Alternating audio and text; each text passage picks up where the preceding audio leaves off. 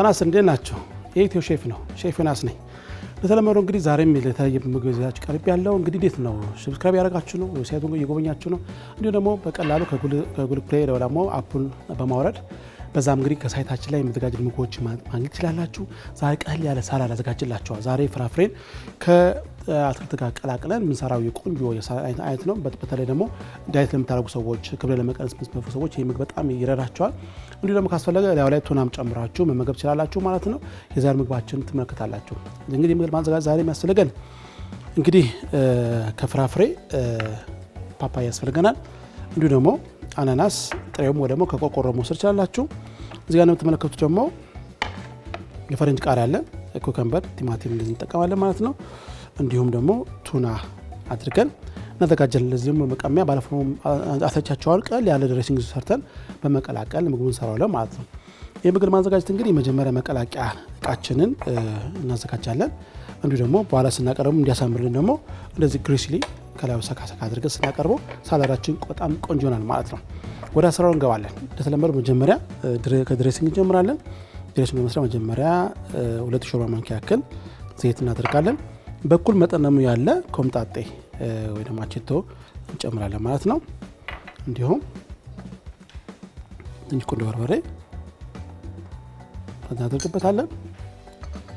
ትንሽ ነጭ ሽንኩርት እናደርጋለን።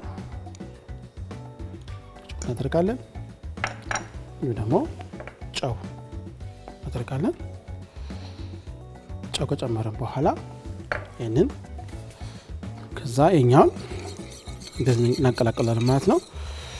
ቀላል ድሬሲንግ ነው። የቬንገሪ ድሬሲንግ ይባላል። ጨውና ቁንዶ በርበሬ፣ ዘይት፣ አቼቶ ወይም ሎሚ አድርገን በዚህ መልክ ካዘጋጀን በኋላ ትንሽ እንዳያን ዘይት አነሳል ይመስላል ይዘጋጃል። ከዘጋጀ በኋላ እንግዲህ እዚህ ጋር የምታዩት ጓቱ አጠቃላይ አንድ ጊዜ መጨመር ነው። በጣም ቀላል አሰራር ማሳያችሁ። ቲማቲም እንጨምራለን።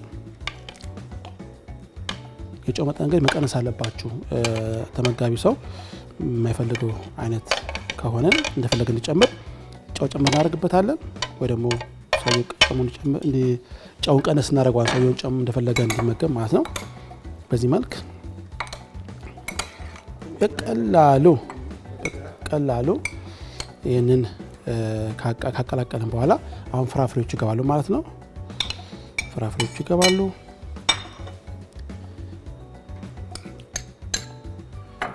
ከገባ በኋላ ላዩ ላይ ቱና መጨመር ይቻላል። ብቻውን መመገብ ትችላላችሁ። እንደ ፍላጎታችሁ ማድረግ ይቻላል ማለት ነው። እንደምትመለከቱት እንግዲህ ሳላዳችን በደንብ ቀላቅለነዋል። ይህንን ሳላድ ካደረግን በኋላ ሳላድ ጎድጎድ ባለ ዕቃ ሲቀርብ በጣም ያምራል። በዚህ መልክ እንደመስዋዕት ሳህኖች ታዘጋጃላችሁ። በዚህ ላይ እንግዲህ ሳላዳችን እንገለብጠዋለን። እንደነገርኳችሁ እንግዲህ ጨው መጠን አነስ አድርጌዋለሁ። ተመጋቢ ሰው እንደ ፍላጎቱ እንዲጨምርበት አስቤ ነው። ይህ እንግዲህ ፍራፍሬ ከአትክልት ጋር የሚቀርብ የሳላድ አይነት ነው።